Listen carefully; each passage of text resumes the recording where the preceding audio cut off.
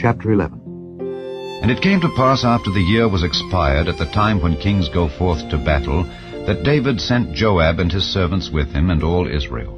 And they destroyed the children of Ammon and besieged Rabbah. But David tarried still at Jerusalem. And it came to pass in an eventide that David arose from off his bed and walked upon the roof of the king's house. And from the roof he saw a woman washing herself, and the woman was very beautiful to look upon. And David sent and inquired after the woman, and one said, Is not this Bathsheba, the daughter of Eliam, the wife of Uriah the Hittite? And David sent messengers and took her. And she came in unto him, and he lay with her, for she was purified from her uncleanness. And she returned unto her house. And the woman conceived, and sent and told David, and said, I am with child. And David sent to Joab, saying, Send me Uriah the Hittite. And Joab sent Uriah to David. And when Uriah was come unto him, David demanded of him how Joab did, and how the people did, and how the war prospered. And David said to Uriah, Go down to thy house, and wash thy feet. And Uriah departed out of the king's house, and there followed him a mess of meat from the king. But Uriah slept at the door of the king's house with all the servants of his lord, and went not down to his house. And when they had told David, saying, Uriah went not down unto his house, David said unto Uriah, Camest thou not from thy journey? Why then didst thou not go down unto thine house?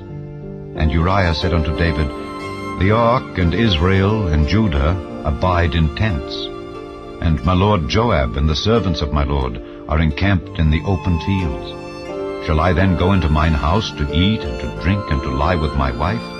As thou livest and as thy soul liveth, I will not do this thing. And David said to Uriah, Tarry here today also, and tomorrow I will let thee depart. So Uriah abode in Jerusalem that day and the morrow.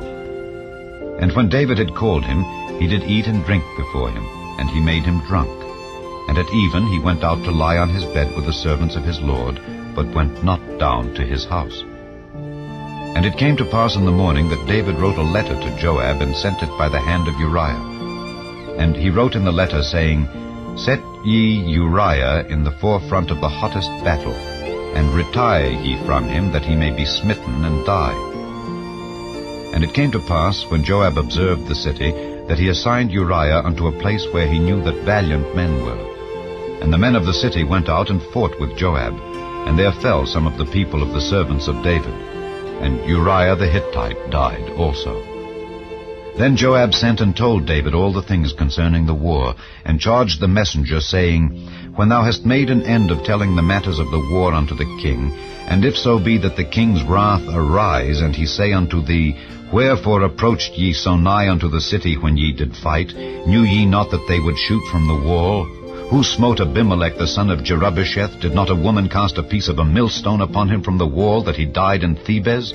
Why went ye nigh the wall? Then say thou, Thy servant Uriah the Hittite is dead also. So the messenger went, and came and showed David all that Joab had sent him for.